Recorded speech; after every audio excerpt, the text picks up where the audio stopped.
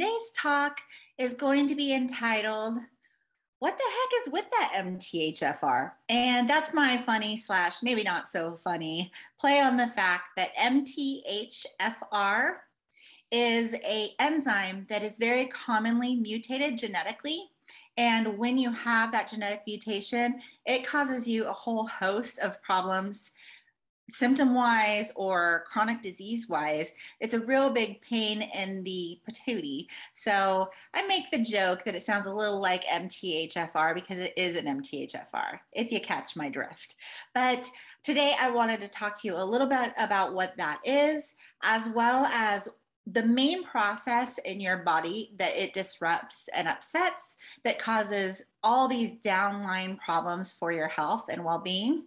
I want to talk to you about what that can look like symptom-wise or condition-wise, as well as what makes it worse, what makes it better, how you can get tested for MTHFR, and some common, simple solutions that you could employ in your day-to-day life starting today that will help you if you suspect you may have MTHFR before you even know actually definitively if you do or not. So I hope this is helpful for you. Let's go ahead and dive in. MTHFR is an enzyme that helps you process folate in your body. Folate is a very, very important B vitamin. Most of us know the form of folic acid, especially as women, because it's kind of pounded into our head to take a bunch of folic acid when we are pregnant. And so that is our most common exposure to folate, is in the folic acid form. If you have MTHFR, which is incredibly common, you have a problem of a slow processing of the folate and folic acid and having it get into your cells. And that can cause a very big problem with a process that's called methylation. I want to get into methylation in just one quick moment, but I do want to tell you how common it is for there to be an MTHFR genetic mutation. In the general population, at least in America, I'm not sure that this is worldwide, but at least in America, it is estimated to be about 40% of people do not have a properly functioning MTHFR enzyme. Most often, it's due to a genetic mutation. You're especially likely to be in that camp of having this genetic mutation if you are of Latin or Italian descent. They have statistically higher rates of this mutation, but when I'm working with patients, I see it very commonly and quite a bit across the board, either in the milder form or the more severe form. So I mentioned that having MTHFR genetic mutation slows down your processing of folate and folic acid. And the reason why that is so important is because folate, which is actually like the umbrella term for folic acid. Folate is kind of the whole umbrella.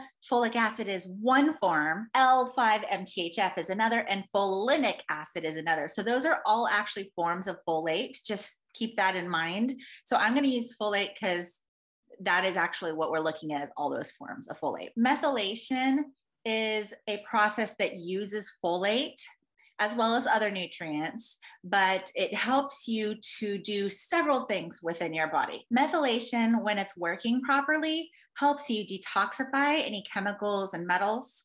It helps you build neurotransmitters such as dopamine and serotonin. It helps you process hormones. It helps you make new cells off of your existing cells. It actually builds part of your immune system up, and it produces energy and produces myelin, which is the sheath that covers all of your nerves. So it helps with nerve function in general, and it helps protect your nerves. All of those different tasks that I just shared that methylation does, it all requires that your methylation process is functioning optimally.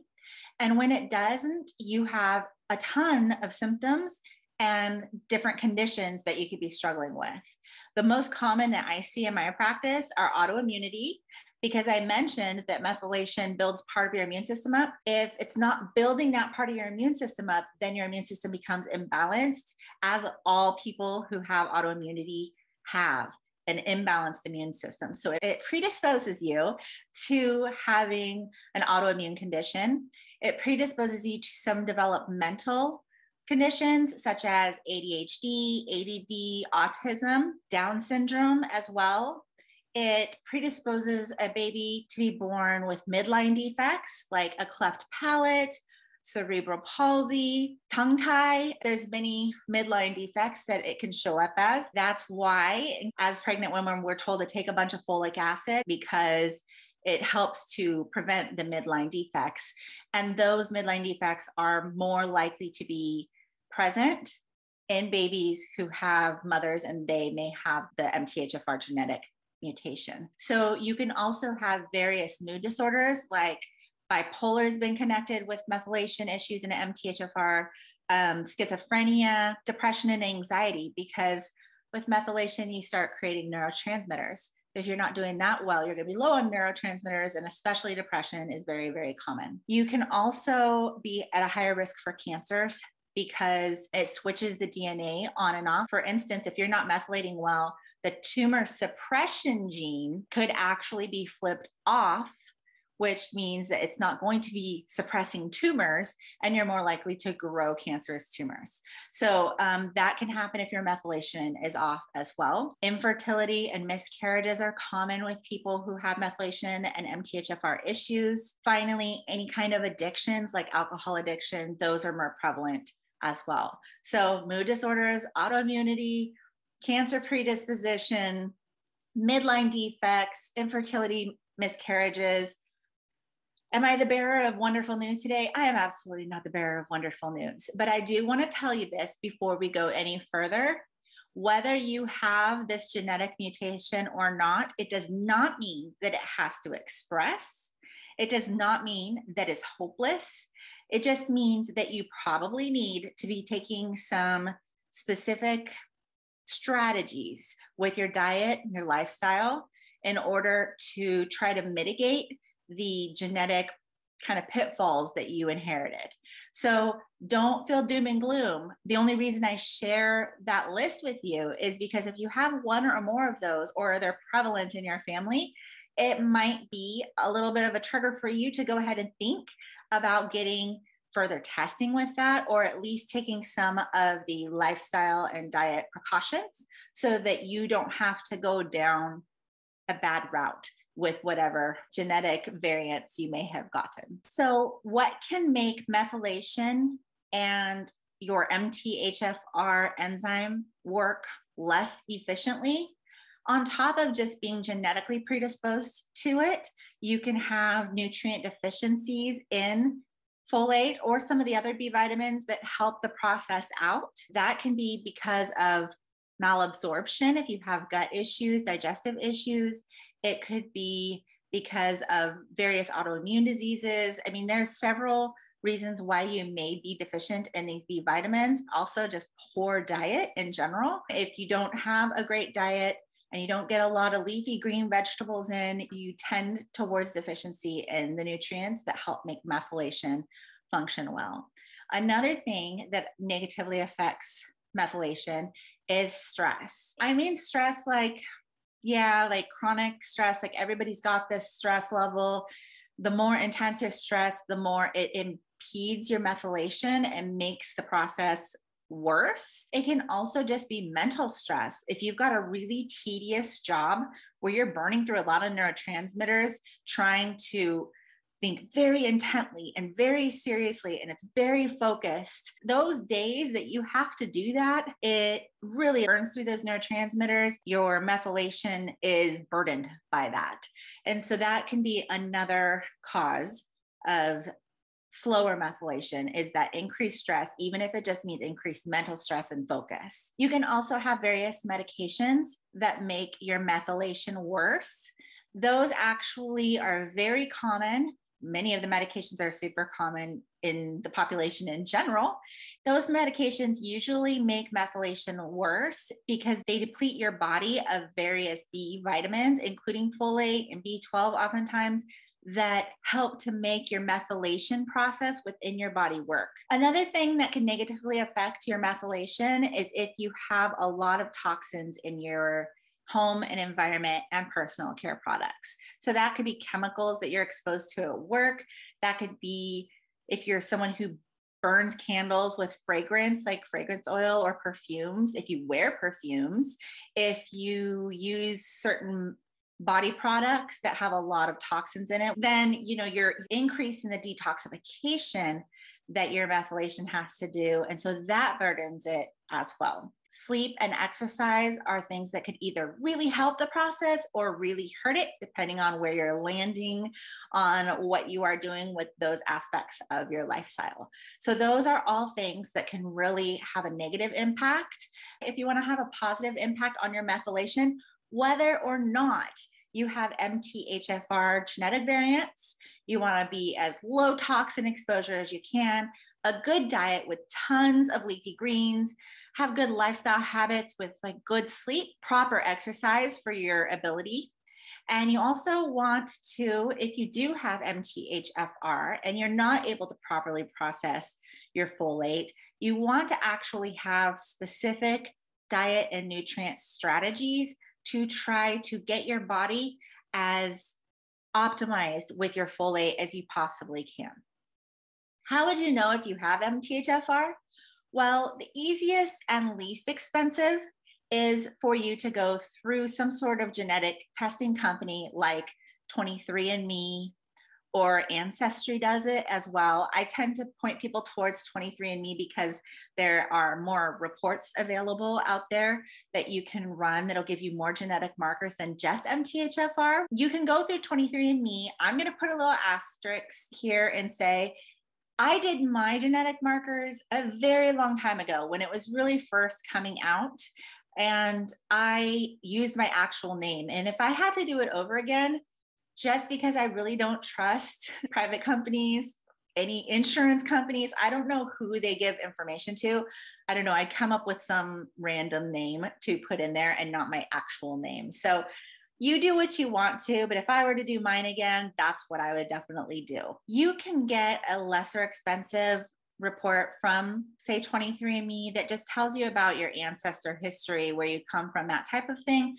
But you can also upgrade it. It's usually like double the price, and you can get medical history. But I'm going to tell you that the medical history and the medical genetic layout that they give you is pretty abysmal. It's really not worth very much, quite honestly, because the FDA was breathing down their neck at a certain point about the things that they were offering up based off people's genetic variants that they had. And so they really pared it down a lot. But they still have what's called the raw data, and that is all the different genetic markers. And you can actually plug your raw data into outside third-party sites that will give you a really thorough, rundown, easy-to-read report of your various genetic variants or mutations. They have one called Live Wello, and they've got one called MTHFR Support. They've got one called Strategene. Those are usually the three that I see the most of. I usually like MTHFR Report myself, the more extended report, just because it gives me a couple markers I really like to see. But if you do get that report from 23andMe, just know that what they give you for medical information is kind of insufficient.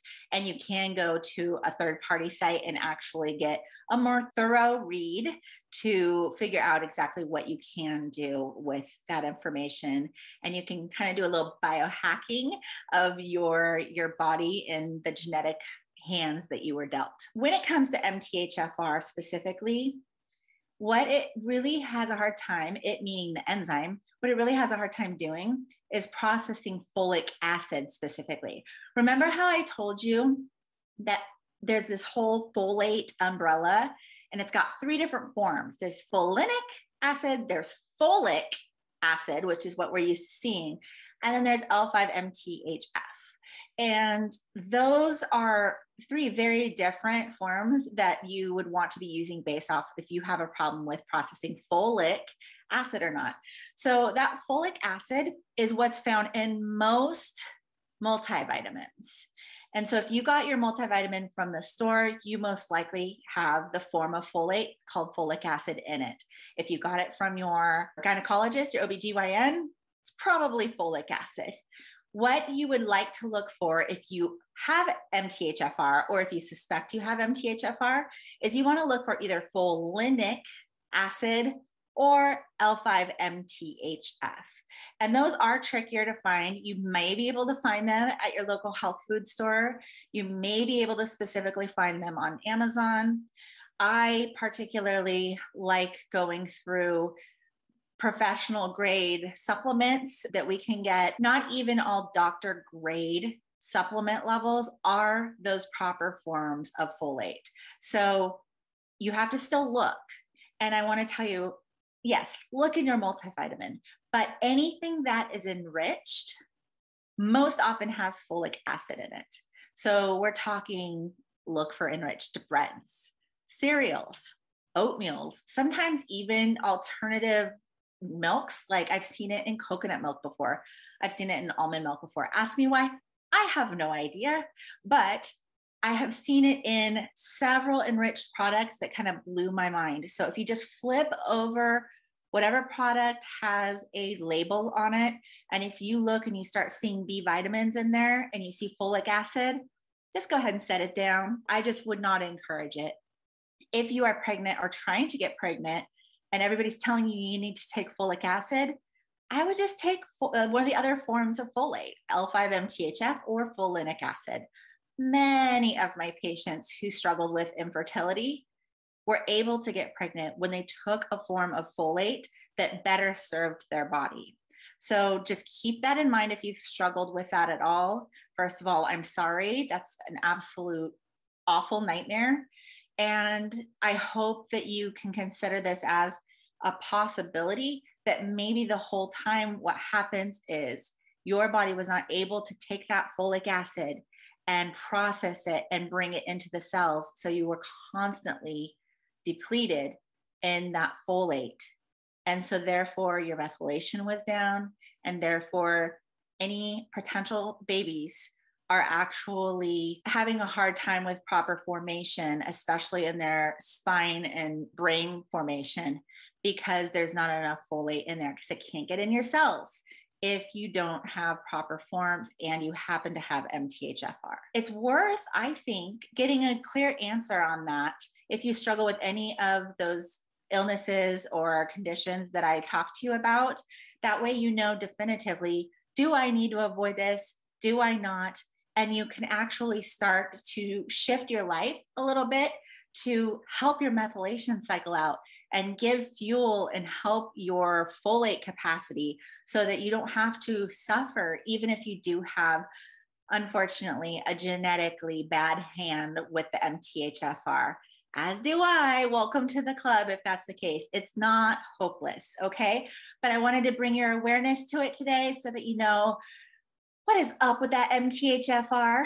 And I hope it was helpful. We covered what the MTHFR is, how it affects your methylation, what conditions are affected by a poor methylation status, what makes your methylation worse, what makes your methylation better, how to get tested, and specifically what you can do if you do indeed have MTHFR or you suspect that you do. Okay, I will talk with you again next time. Have a beautiful day. Take care. Bye-bye.